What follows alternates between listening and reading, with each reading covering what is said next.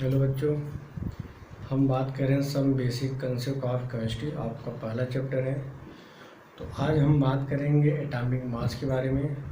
Atom क्या है, basic चीज़ें आज आपका स्टार्ट करने जा रहे हो बेटा। तो आज आपका पहला चैप्टर सम बेसिक कंसेप्ट शुरू कर रहे हैं और आज से आप लेक्चर को प्रॉपर तरीके से अच्छे तरीके से पढ़िएगा।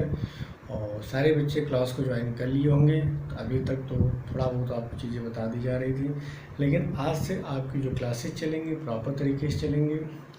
सबसे पहले आप करना बेटा कि आप लेक्चर बनाते समय आप प्रॉपर नोट्स बनाइए, और नोट्स बनाने के बाद तुरंत आप अपनी कॉपी को तुरंत आप सेंड करिए और अपनी कॉपी को चेक करवा लीजिए कहाँ पे आपने गलती किया है, जिससे चीज़ें आपको पता चल जाए। तो चलिए हम सबसे पहले हम बात करते हैं एटम क्या होता है। तो एटम के बहुत सारे डिफिनेशन होते हैं, छोटी छोटी पॉइंट को लेकर हम बात कर रहे हैं। तो एटम मतलब क्या होता है, smallest particle of the element that can participate in a chemical reaction. Means chemical reaction में जो सबसे छोटा पार्टिकल होता है उसी का आप क्या बोलते हैं, एटम बोलते हैं। तो डिफिनेशन नोट करिए।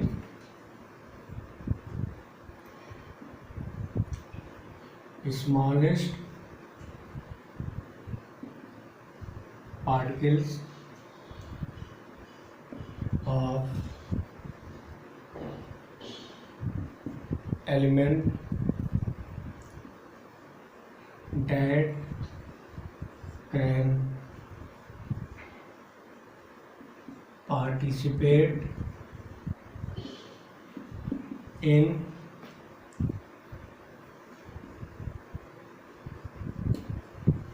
chemical reaction is known as atom. Means chemical reaction में जो सबसे छोटा पार्टिकल पार्टिसिपेट करता है उसे क्या बोलते हैं बेटा, क्या बोलते हैं, एटम बोलते हैं। जैसे हम बात करें यहाँ पे H2 प्लस Cl2 से क्या बनना है, 2HCl बनना है। तो यहाँ पे कौन सा एटम पार्टिसिपेट कर रहा है, हाइड्रोजन। यहाँ पे कौन सा एटम पार्टिसिपेट कर रहा है, केमिकल। तो केमिकल रिएक्शन में जो स्मॉलेस्ट पार्टिकल पार्टिसिपेट करता है उसे क्या बोलते हैं, एटम बोलते हैं। अब यहाँ पे देखिए मैंने बैलेंस करने के लिए यहाँ पे मैंने क्या लिखा है, 2। तो यहाँ 2 का मतलब क्या होता है, आपने पढ़ा होगा कंजर्वेशन ऑफ मास लॉ। तो कंजर्वेशन ऑफ मास लॉ में बताया गया है न तो मास को क्रिएट किया जा सकता है, न तो मास को डिस्ट्रॉय किया जा सकता है। अगर हम बात करें यहाँ पे कितने हाइड्रोजन हैं, 2। यहाँ पे कितने क्लोरीन है, 2। यहाँ पे कितने हाइड्रोजन है, 2। यहाँ बेटा कितनी क्लोरीन है, 2। तो लॉ ऑफ मास या कंजर्वेशन ऑफ मास लॉ कहता है कि mass of reactant equal to mass of product. तो इक्वेशन को बैलेंस करने के लिए मैंने यहाँ पे क्या रखा है बेटा, 2। तो एटम मतलब क्या होता है कि केमिकल रिएक्शन में जो स्मॉलेस्ट पार्टिकल पार्टिसिपेट करता है उसे आप क्या बोलते हैं, एटम बोलते हैं। अब हम बात करते हैं एटॉमिक मास क्या होता है। यहाँ तक क्लियर हो गया। तो फिर पॉइंट है इसमें, आपको इसको पढ़ते जाए बेटा, जहाँ पे डाउट हो आप पूछिए।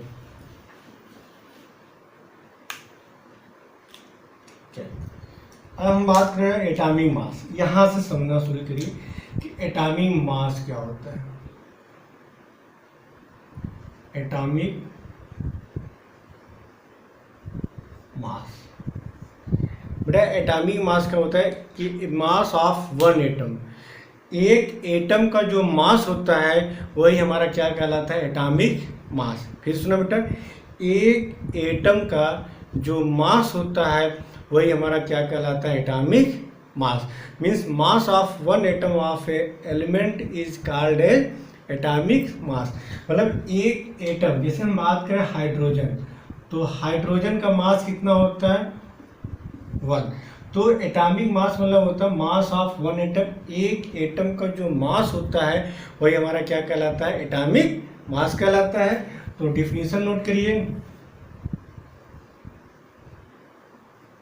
मास ऑफ वन एटम ऑफ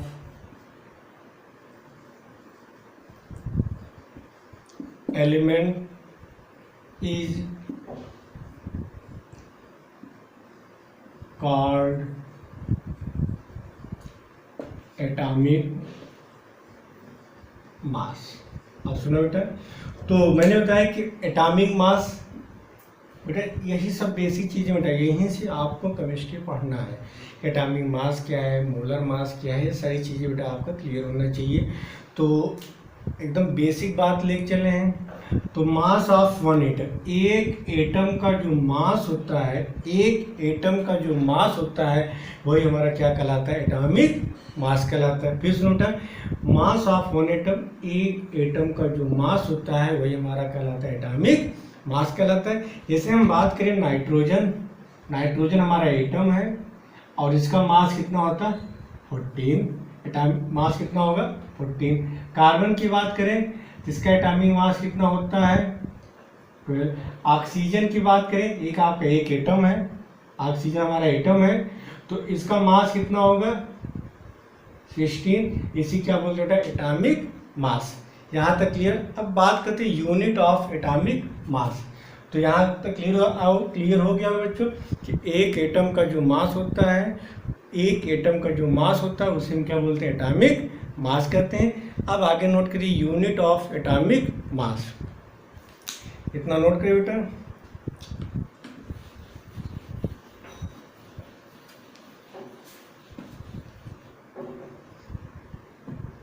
चलिए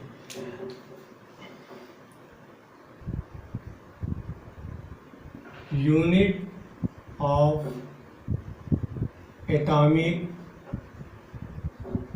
मास, ध्यान सुनो बेटा, ये बहुत मेन पॉइंट है। बात करते हैं एटॉमिक मास। तो एटॉमिक मास का जो यूनिट होता है आप लोग एक पढ़े होंगे, पहला आप लोग पढ़े होंगे AMU, जिसे क्या बोलते हैं एटॉमिक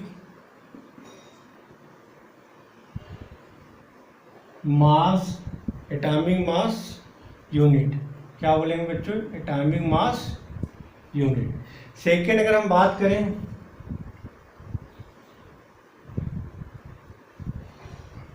डेल्टॉन, और इसको क्या बोलते हैं DA बोलते हैं। क्या बोलते हैं DA, बात समझ आ रही।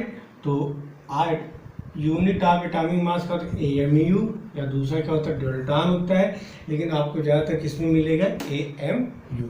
यहाँ तक क्लियर हो गया कि एटॉमिक मास क्या होता है। तो एक एटम का जो मास होता है वही हमारा कहलाता है एटॉमिक मास, और इसकी यूनिट क्या होती है AMU, दूसरा डेल्टॉन या डेल्टन, और आपको पेपर में क्या मिलेगा AMU मिलेगा। इस यूनिट को आप याद करिएगा। अगर AMU लिया गया तो मतलब किसके बारे में बात कर रहा है एटॉमिक मास। यहाँ तक क्लियर हो गया होगा। अब आगे हम बात करते हैं बेटा, इसको पहले नोट करिए फिर आगे हम बात करते हैं।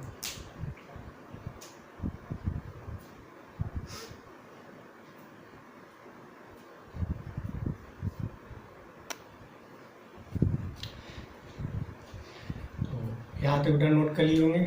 अब हम बात करते हैं एटॉमिक मास। तो अब एटॉमिक मास कैसे कैलकुलेट किया जाता है। तो आप जब भी किसी भी एटम का, पहले क्या था बहुत सारे साइंटिस्ट थे, उन्होंने आपस में विचार विमर्श किया कि हम किसी भी एटम का एटॉमिक मास कैसे कैलकुलेट करेंगे। तो सबसे पहले आप क्या लेते हैं कि आप एक रेफरेंस लेते हैं। जैसे रेफरेंस की बात करें, जैसे हम बात करें आपको आलू लेना है, आलू लेना है आपको 1 kg आलू लेना, तो उसके रेफरेंस में आप क्या रखते हैं 1 kg क्या रखते हैं बाट रखते हैं। उसके बगल में, या आप बैगन के किलो लेना तो क्या रखते हैं 1 किलो, उसके रेफरेंस में क्या रखते हैं बाट रखते हैं, पास में 1 किलो का आप रखते हैं। या कोई भी चीज़ आप लेते हैं, आप चीनी लेने जाते हैं मार्केट में, आप कहते हैं कि मुझे आधे kg चीनी चाहिए, तो आप आधे kg क्या रखते हैं उसके रेफरेंस में कोई आप लोग क्या रखते हैं बाट रखते हैं। तो इसी तरह हम बात करें एटॉमिक मास निकालने के लिए हम क्या लेते हैं रेफरेंस लेते हैं। कोई एक एटम को क्या किया उन्होंने रेफरेंस माना, तो उन्होंने जो रेफरेंस माना वो कौन सा एटम था कार्बन 14 था। ध्यान सुनिए कार्बन 14 था, ध्यान सुनिएगा। तो एटॉमिक मास निकालने के लिए उन्होंने एक एटम को रेफरेंस माना, और वो रेफरेंस कौन था हमारा कार्बन 14 था। ध्यान सुनिए बेटा कौन सा एटम था कार्बन 14 एटम को उन्होंने क्या माना रेफरेंस माना। क्या माना रेफरेंस। ध्यान से बेटा एटॉमिक मास निकालने के लिए, किसी भी एटम का एटॉमिक मास निकालने के लिए किसी एक एटम को क्या माना गया रेफरेंस। और एटम हमारा कौन सा लिया गया कार्बन 14 लिया गया। अब कार्बन 14 क्यों लिया गया, इसके पीछे 3 रीजन थे। पहला क्या था हमारा अबंडेंस था, काफ़ी प्रचुर मात्रा में था। कितना था उसमें? 98% था। दूसरा, अगर हम बात करें इनकी जो रिएक्टिविटी थी,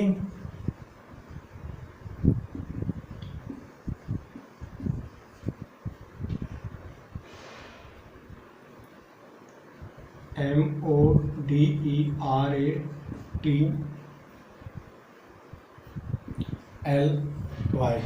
और थर्ड की बात करें तो आइसोटोप, यहाँ से होता है। तो साइंटिस्ट ने क्या किया कि किसी भी एटम का एटॉमिक मास निकालने के लिए उनको एक एटम चाहिए जिसको उनको एक रेफरेंस मान सके। जैसे अगर आप मार्केट में जाते हैं, कोई भी चीज़ लेते हैं, जैसे आपको चीनी लेना हो, आलू लेना है, कुछ भी चीज़ लेना हो, तो आप क्या करते हैं? उसके रेफरेंस में कुछ ना कुछ रखते हैं, 1 kg का। तो इसी तरह उन्होंने कौन सा आइटम लिया? कार्बन 12 लिया। अब इसको कार्बन 12 क्यों लिया उन्होंने? इसके पीछे 3 लॉजिक थे। जब उन्होंने कार्बन 12 लिया उस समय कोई भी इसके आइसोटोप नहीं थे। अभी तो कार्बन के 3 आइसोटोप होते हैं, कार्बन 13 और कार्बन 14। लेकिन उस समय कार्बन 13 और कार्बन 14 के बारे में कुछ भी पता नहीं था। उसमें से कौन था हमारे? उसमें कार्बन 12 था, और इसका अबंडेंस कितना था? 98% था। तो इनका अबंडेंस कितना? 98% था। दूसरा, उस समय कार्बन 12 के एक भी आइसोटोप नहीं थे। जैसे हाइड्रोजन के 3 आइसोटोप थे। अगर हम बात करें 1H1, 1H2, 1H3, तो यहाँ पे आप रेफरेंस नहीं मान सकते हैं क्योंकि इसके 3 आइसोटोप थे। बात करें नाइट्रोजन के, तो नाइट्रोजन के 2 आइसोटोप थे, उसमें 1914, 1915। उसे ऑक्सीजन की बात करें तो ऑक्सीजन के भी उस समय आइसोटोप थे, ऑक्सीजन 16, ऑक्सीजन 17। तो उस समय जब एटॉमिक मास कैलकुलेट करना था तो उस समय कार्बन का आइसोटोप नहीं था, मीन्स कार्बन 13, 14 उसमें प्रेजेंट नहीं थे। बात समझ आ रही? दूसरा, इनका जो अबंडेंस कितना था? 98% था। तीसरी बात ये रिएक्टिविटी, तो जो कार्बन थे वो न तो बहुत ज़्यादा रिएक्टिव थे, न तो लेस रिएक्टिव थे। कैसे थे? हमारे बीच में थे, न तो ज़्यादा, न तो मैक्सिमम में थे, न तो मिनिमम थे। तो इनकी जो रिएक्टिविटी क्या थी? मॉडरेट थी, बीच में था। बात समझ में? तो उन्होंने कार्बन 14 को एज ए रेफरेंस क्यों लिया? बात समझ में आ गई होगी।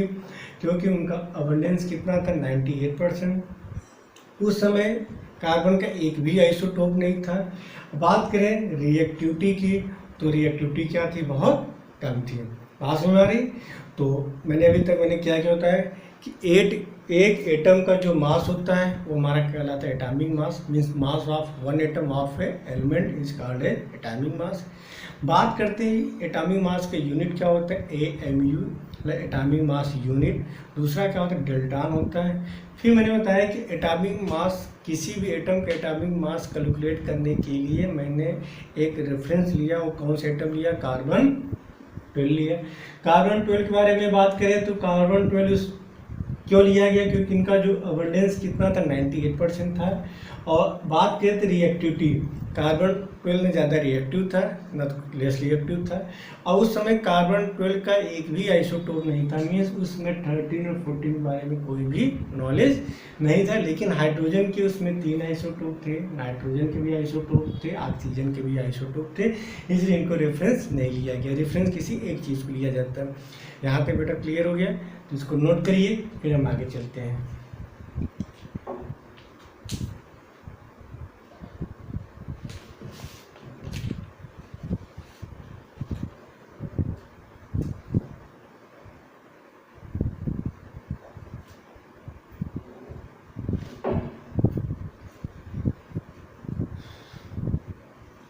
बेटा नोट हो गया होगा? चलिए,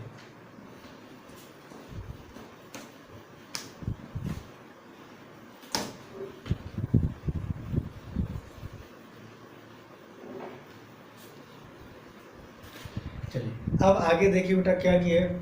अब एटॉमिक मास को कैलकुलेट करना था, उस समय उन्होंने क्या माना, यहाँ सुनिएगा कि 12 AMU इक्वल होगा वेट ऑफ 1 कार्बन 12 एटम। अब एमयू को पता करना था, एटॉमिक वेट कैलकुलेट करना था, तो साइंटिस्ट ने क्या बोला कि 12 एमयू बराबर क्या था, weight of one carbon atom, मतलब एक कार्बन एटम का जो वेट होगा किसके इक्वल होगा, 12 एमयू।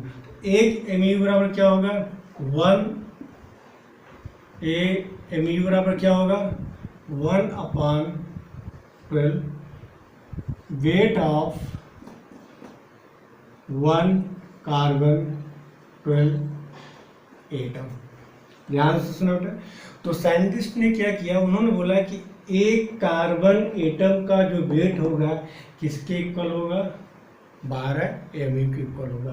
तो एक एमयू बराबर, एक एटॉमिक मास यूनिट बराबर क्या होगा, 1/12, 1/12 वेट ऑफ कार्बन, एक कार्बन एटम का वेट होगा। अब बात करते हैं यहाँ तक, या आप लिख सकते हैं 1 एमयू बराबर 1/12 इंटू वेट बोलिए मास ऑफ वन कार्बन 12 एटम। यहाँ तक बेटा क्लियर हो गया। अब एक्सपेरिमेंटली ये देखा गया कि एक कार्बन एटम का जो मास होता है, एक कार्बन एटम का जो मास होता है, एक्सपेरिमेंट उन्होंने किससे किया है हमें बेटा आइडिया नहीं है, अपने बुक में कहीं मिला है, तो एक्सपेरिमेंटली उन्होंने कैलकुलेट किया है कि एक कार्बन एटम का जो मास होता है वो कितना होता है, 1.99 इंटू 10⁻⁻23 ग्राम। कितना होता है, 1.99 इंटू 10⁻⁻23 ग्राम। तो एक जो मास निकाला गया कार्बन का वो हमारा एक्सपेरिमेंटल था, तो उसका एक्सपेरिमेंटल के थ्रू उन्होंने निकाला, कितनी वैल्यू आई, 1.99 इंटू 10⁻⁻23 ग्राम। बात समझ में। तो एक एमयू बराबर क्या हो जाएगा, ध्यान सुन रहे, एक एमयू बराबर होगा 1/12 into mass of one carbon atom, और एक कार्बन एटम का मास कितना कैलकुलेट किया गया, 1.99 इंटू 10⁻⁻23। तो एक एमयू बराबर कितना हो जाएगा, 1/12 into mass of one carbon atom कितना होगा, 1.99 इंटू 10⁻⁻23 ग्राम। बात समझ में आ रही। तो आप कैलकुलेट करेंगे, एक एमयू बराबर आएगा 1.66 इंटू 10⁻⁻24 ग्राम। कितना है बेटा, एक एमयू बराबर आएगा 1.66 इंटू 10⁻⁻24 ग्राम। तो बेटा पहले इसको नोट करिए, एक बार फिर समझा रहे हैं। एटॉमिक मास क्या होता है, एक एटम का जो मास होता है वही हमारा एटॉमिक मास होता है। इसकी यूनिट क्या होती है, एमयू होती है। रेफरेंस में उन्होंने क्या लिखा, कार्बन 12 लिया। कार्बन 12 क्यों लिया, क्योंकि इनके अबंडेंस बहुत ज़्यादा थे। रिएक्टिविटी की बात करें, ज़्यादा रिएक्टिव थे, न कम रिएक्टिव थे। और तीसरा, उसमें कार्बन के एक भी आइसोटोप नहीं थे। फिर साइंटिस्ट ने बोला कि एक कार्बन एटम का जो वेट होगा कितने बराबर होगा, 12 एमयू बराबर होगा। तो एक एमयू बराबर क्या होगा, 1/12 into weight of one carbon atom, या एक एमयू बराबर क्या, 1/12 into mass of one carbon atom. और एक्सपेरिमेंटली देखा गया कि एक कार्बन एटम का जो मास होता है कितना, तो 1.99 इंटू 10⁻⁻23 होगा। तो एक एमयू बराबर कितना आएगा, 1.66 इंटू 10⁻⁻24 ग्राम होगा। यहाँ तो बेटा क्लियर हो गया। अब जैसे आप पढ़ते होंगे 1 kg बराबर कितने ग्राम होते हैं, 1000 ग्राम। इसी तरह एक एमयू बराबर होगा 1.66 इंटू 10⁻⁻24 ग्राम होगा। बेटा इसको नोट करिए, फिर हम आगे कंटिन्यू करते हैं। बेटा कहीं पे डाउट नहीं है, क्लियर है? एक एक पॉइंट को नोट करते जाइए, फिर हम आगे बात करते हैं। नोट करिए।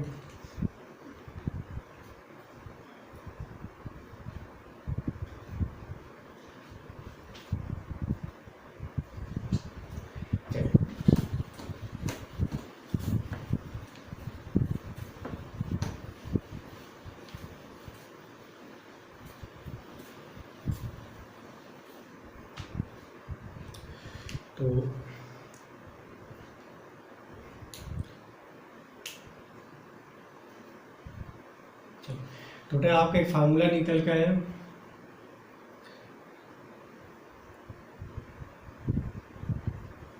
एमयू बराबर क्या आएगा,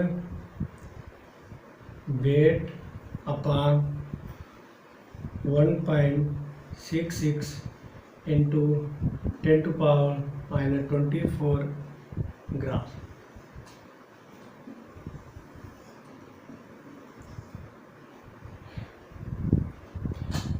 ये क्या होगा, weight of experimental atom, weight of experimental atom होता है।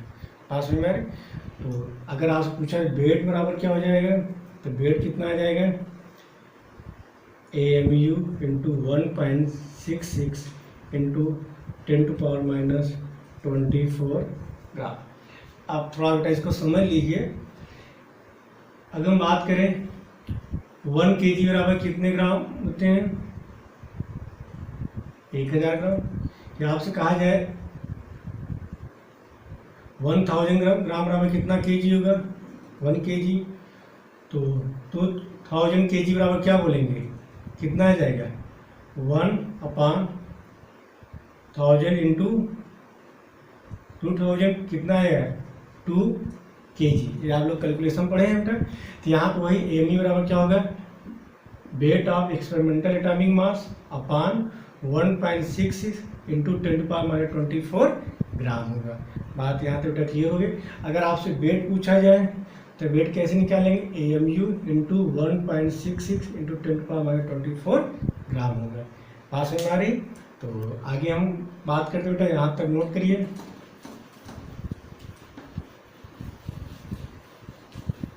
चलिए अब यहाँ पे हम बात करें एटॉमिक मास। एटॉमिक मास की यूनिट क्या होती है, AMU। अब यहाँ पे हम लिख रहे हैं एलिमेंट, और यहाँ पे लिख रहे हैं एटॉमिक मास। एटॉमिक मास किसमें दिया गया, AMU। सबसे पहले हम बात करें हाइड्रोजन। हाइड्रोजन का एटॉमिक मास कितना होगा, 1।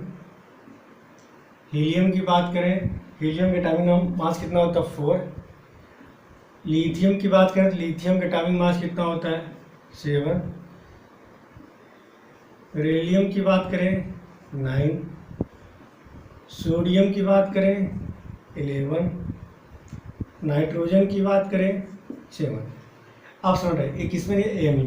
अगर आज पूछे हीलियम का बताना वेट, हीलियम क्या बताया बेटा, atomic base meaning mass of helium. तो अगर आपसे कहा जाए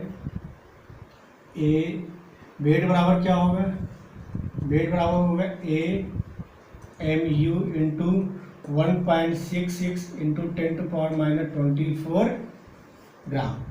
तो अगर आपसे पूछा जाए हीलियम का आपको बताना है वेट, किसका बताना बेटा, हीलियम का। तो हीलियम का वेट बताने के लिए इसका AMU कितना दिया गया, 4 इंटू 1.66 इंटू 10⁻⁻24 ग्राम। अगर आपसे कह दिया जाए कि लिथियम का वेट बताइए, इसका वेट बताना बेटा लिथियम का, तो लिथियम का वेट कैसे बताएंगे, कितना AMU दिया गया, 7 इंटू 1.66 इंटू 10⁻⁻24 ग्राम। अगर आपसे कह दिया सोडियम का एटॉमिक मास बताइए या वेट बताइए, तो सॉरी वेट बताइए, तो सोडियम का अगर आपको वेट निकालना है तो क्या होगा, एटॉमिक मास कितना दिया गया सोडियम का, सोडियम का एटॉमिक मास बेटा कितना, 11 इंटू 1.66 इंटू 10⁻⁻24 ग्राम होगा। तो बेटा यहाँ तक क्लियर है, इसको नोट करिए, फिर आगे हम चलते हैं।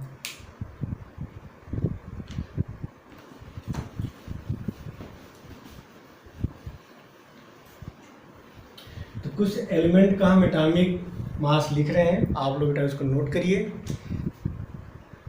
सोडियम का 23, नाइट्रोजन का 14, ऑक्सीजन का 16, फ्लोरीन का 19, नियान का 20। अगर आपसे पूछ लिया जाए कि वेट ऑफ ऑक्सीजन तो निकाल लेंगे। फार्मूला क्या होगा, AMU इंटू 1.66 इंटू 10⁻⁻24। ऑक्सीजन में पूछा गया है कितना आ जाएगा, 16 इंटू 1.66 इंटू 10⁻⁻24 ग्राम। पास में मेरा बेटा वेट किस में आएगा, इतना ग्राम होगा। तो नोट करिए। अब आगे हम बात करते हैं कहाँ तक हो गया, फ्लोरीन, नियान तक हो गया था। चलिए अब हम बात करते हैं सोडियम। सोडियम होगा 23, मैग्नीशियम, मैग्नीशियम का 24, एल्युमिनियम, एल्युमिनियम का 27, सिलिकॉन, सिलिकॉन का आपको होता है 28 होता है, इतना नोट करिए। फास्फोरस, फास्फोरस का 31, सल्फर, सल्फर का एटॉमिक मास 32। बेटा जितने भी यहाँ पे लिखे गए हैं ये सब किस में लिखे गए हैं, एटॉमिक मास यूनिट। चलिए कुछ और लिखा दे रहे हैं।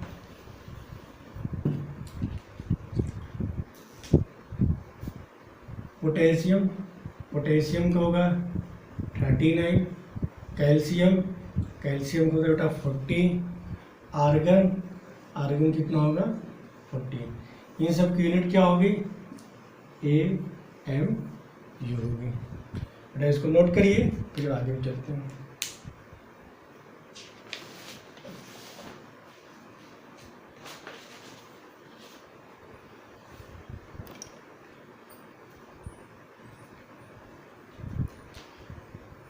बेटा एटॉमिक मास समझ में आ गया होगा कि 1 एटम का जो मास होता है वही हमारा एटॉमिक मास कहलाता है। एटॉमिक मास कैसे निकालते हैं, आपको एक रेफरेंस के तौर पे क्या लिया गया था, कार्बन लिया गया था। फिर डिफरेंट डिफरेंट एलिमेंट का क्या निकाला गया था, एटॉमिक मास निकाला गया था। तो के का था 39, कैल्शियम का 14, आर्गन का 14 होता है। वेट कैसे निकालते हैं, तो एटॉमिक मास मल्टीप्लाई 1.66 इंटू 10⁻24 ग्राम होता है। तो एटॉमिक मास का डिफिनेशन समझ में आ गया बेटा कि एक एटम का जो मास होता है वही हमारा कहलाता है एटॉमिक मास। अब बच्चे कंफ्यूजन में रहते हैं, कोई पूछ रहा है कि एटॉमिक मास क्या है, तो मैक्सिमम बच्चे इसका आंसर नहीं दे पाते। सीधे से आपको आंसर देना है कि 1 एटम का जो मास होता है वही कहलाता है हमारा एटॉमिक मास कहलाता है। अब हम बात करने जा रहे हैं बेटा मोलर एटॉमिक मास। तो नोट करिए मोलर एटॉमिक मास।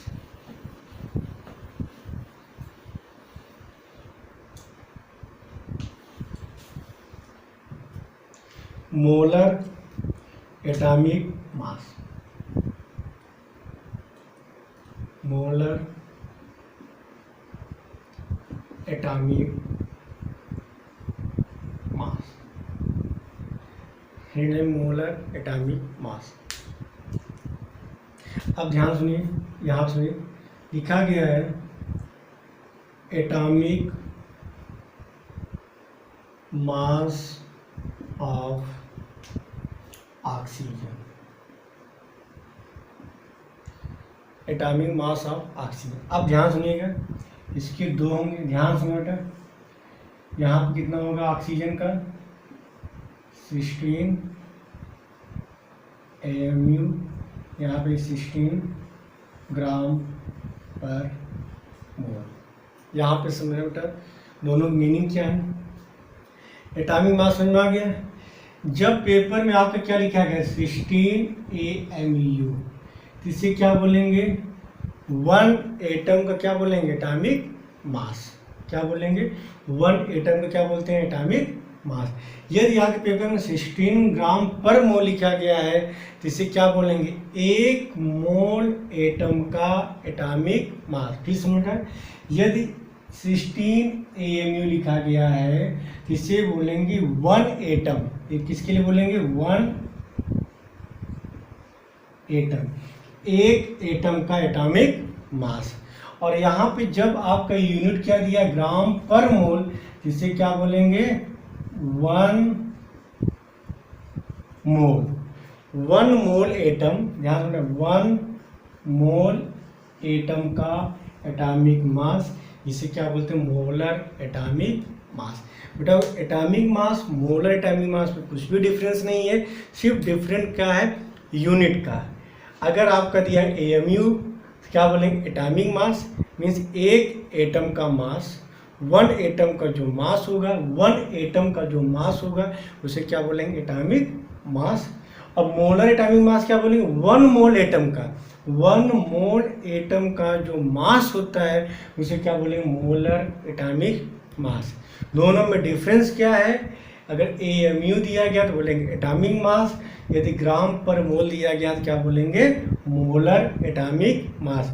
तो दोनों के डिफिनेशन में कुछ सिर्फ इतना फर्क है कि जब 1 एटम का मास, एक एटम का जो मास होता है उसे क्या बोलेंगे, एटॉमिक मास, और 1 मोल एटम का, 1 मोल एटम का जो मास होता है उसे क्या बोलते हैं, मोलर एटॉमिक मास। मीन्स 1 मोल एटम, 1 मोल एटम का जो मास होता है उसे बोलते हैं मोलर एटॉमिक मास, और 1 एटम का जो मास होता है उसे क्या बोलते हैं, एटॉमिक मास बोलते हैं। जैसे अगर आप पेपर में सल्फर दिया गया है, ध्यान सुनिएगा, और इसका लिखा गया 32 AMU, और यहाँ पे लिखा गया 32 ग्राम पर मोल, तो इसे क्या बोलेंगे, एटॉमिक मास।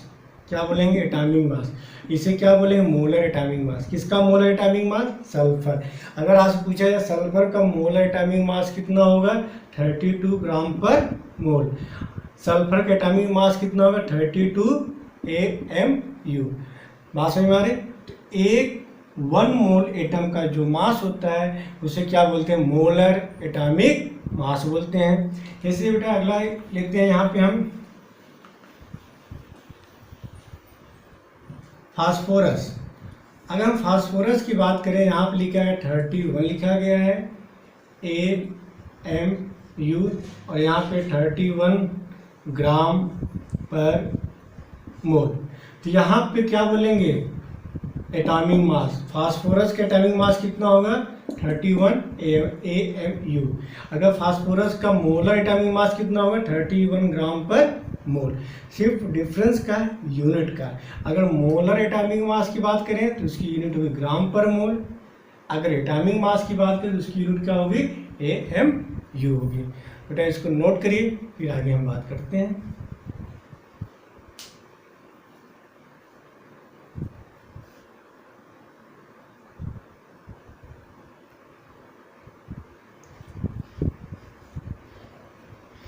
चलिए बेटा यहाँ तक क्लियर हो गया होगा। तो हम बात करने जा रहे हैं मॉलिक्यूलर मास। तो एटम तो समझ में आ गया होगा कि एक एटम का जो मास होता है वही हमारा कहलाता है एटॉमिक मास। मोलर एटॉमिक मास का मतलब क्या होगा कि एक मोलर एटम का जो मास होता है वही हमारा कहलाता है मोलर एटॉमिक मास। अब हम बात करने जाएंगे बेटा मॉलिक्यूलर मास। एटम मतलब इंडिविजुअल एटम, जैसे ऑक्सीजन, ये हमारा एटम का है, oxygen, sulphur, nitrogen, phosphorus, chlorine, lithium, sodium, potassium, ये सब क्या कहलाते हैं बेटा, एटम कहलाते हैं। पास में आ रहे। तो एक एटम का जो मास होता है एटॉमिक मास, और एक मोल एटम का जो मास होता है, अभी बेटा आपको मोल पढ़ाएंगे आगे, एक मोल एटम का जो मास होता है वही कहलाता है बेटा हमारा मोलर एटॉमिक मास। अब हम बात करने जा रहे हैं बेटा मॉलिक्यूलर मास। तो मॉलिक्यूल क्या होता है, ध्यान समझिएगा। जैसे H2 प्लस O2 मिलकर क्या बना, H2 हमारा क्या है, मॉलिक्यूल है। O2 भी मॉलिक्यूल है, आपका ये भी मॉलिक्यूल है। जैसे हम बात करें मेथेन, ये भी हमारा मॉलिक्यूल है, किससे मिलकर बना, कार्बन और हाइड्रोजन। जैसे हम बात करें PCl5, तो PCl5 हमारा क्या कहलाए बेटा, मॉलिक्यूल कहलाए, किससे मिलकर बना, फास्फोरस एंड क्लोरीन। जैसे बात करें ग्लूकोज, ग्लूकोज का फार्मूला होता है C6H12O6, ये भी हमारा क्या होगा, मॉलिक्यूल होगा, क्योंकि एक एटम से मिलकर बने हुए हैं।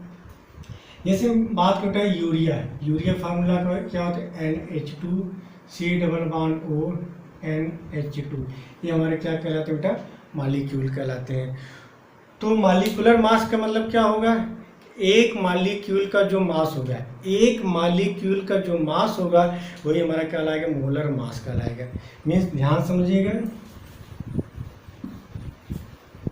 मॉलिक्यूलर मास का मतलब क्या होगा कि एक मॉलिक्यूल का मास, मीन्स एक मॉलिक्यूल का जो मास होगा वही हमारा कहलाएगा बेटा मॉलिक्यूलर मास कहलाएगा।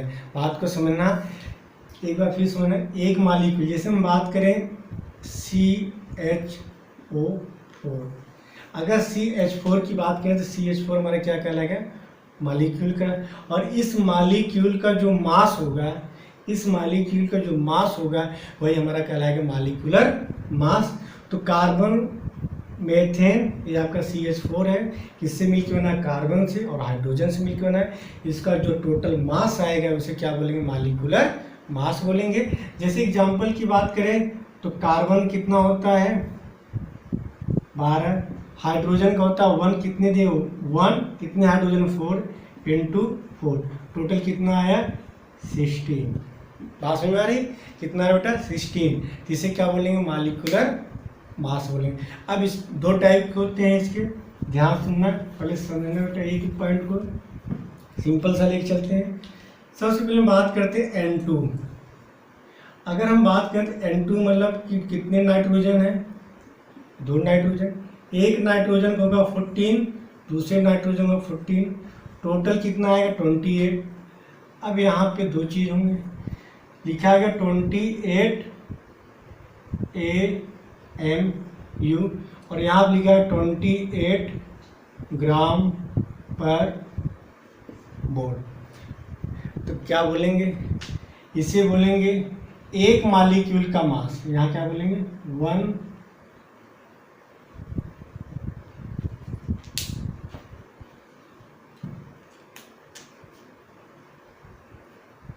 मास ऑफ 1 मॉलिक्यूल, और यहाँ पे क्या लिखेंगे, मास ऑफ 1 मोल मॉलिक्यूल। आप बेटा समझना, यहाँ पे एक होता मॉलिक्यूलर मास, दूसरा होगा मोलर मॉलिक्यूलर मास। एक एक पॉइंट को समझ बेटा, मॉलिक्यूलर मास और मोलर मॉलिक्यूलर मास। जैसे आपसे पूछा है N2 कितना का आपके पेपर में दिया है 28 AMU, इसे क्या बोलेंगे 1 मॉलिक्यूल का मास, एक मॉलिक्यूल का मास, क्या बोलेंगे 1 मॉलिक्यूल, मास ऑफ 1 मॉलिक्यूल, क्या बोलेंगे 1 मॉलिक्यूल का मास। एक मॉलिक्यूल का मास, 1 मॉलिक्यूल का जो मास होता है उसे आप क्या बोलते हैं, मॉलिक्यूलर मास। और एक मोल मॉलिक्यूल का जो मास होता है उसे क्या बोलते हैं, क्या बोले बेटा, मोलर मॉलिक्यूलर मास बोलते हैं। क्या बोलते हैं, मोलर मॉलिक्यूलर मास बोलते हैं। यहाँ तक क्लियर हो गया।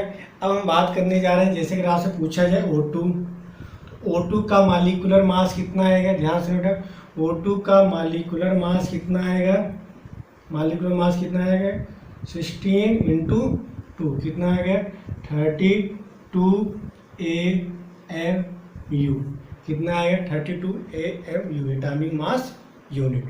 अगर आज पूछा जाए सल्फ्यूरिक एसिड, बेटा समझ में आ रहा है नहीं आप लोगों को, सल्फ्यूरिक एसिड को का आपको निकालना मॉलिक्यूलर मास, सल्फ्यूरिक एसिड का निकालना है बेटा मॉलिक्यूलर मास, मीन्स H2SO4 का निकालना molecular mass.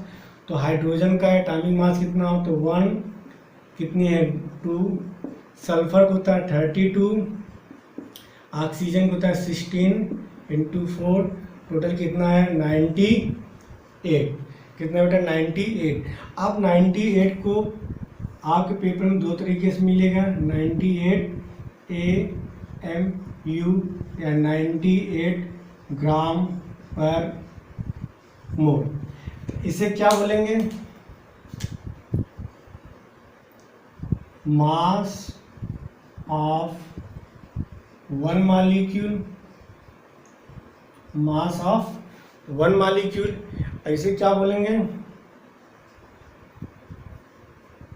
Mass of one mole molecule. तो मास ऑफ वन मॉलिक्यूल का आप क्या बोलेंगे, मोलर मास। इसे क्या बोलेंगे, सॉरी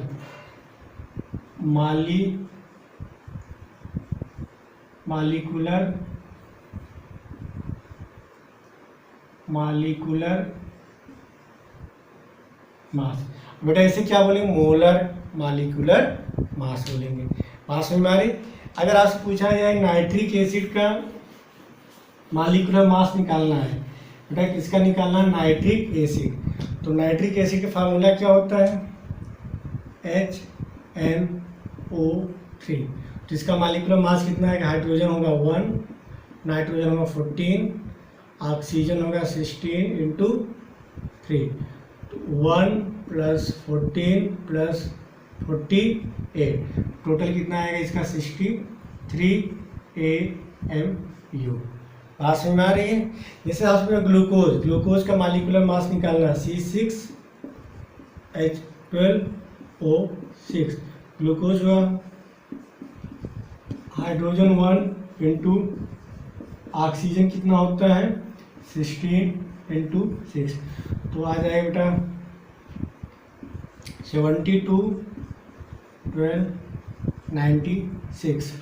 तो टोटल आपका आ जाएगा 180 AMU। तो मॉलिक्यूलर मास ऑफ ग्लूकोज कितना आएगा, 180 AMU आएगा। आज समझ में आ रही। एक और आपसे करा दे रहे बेटा,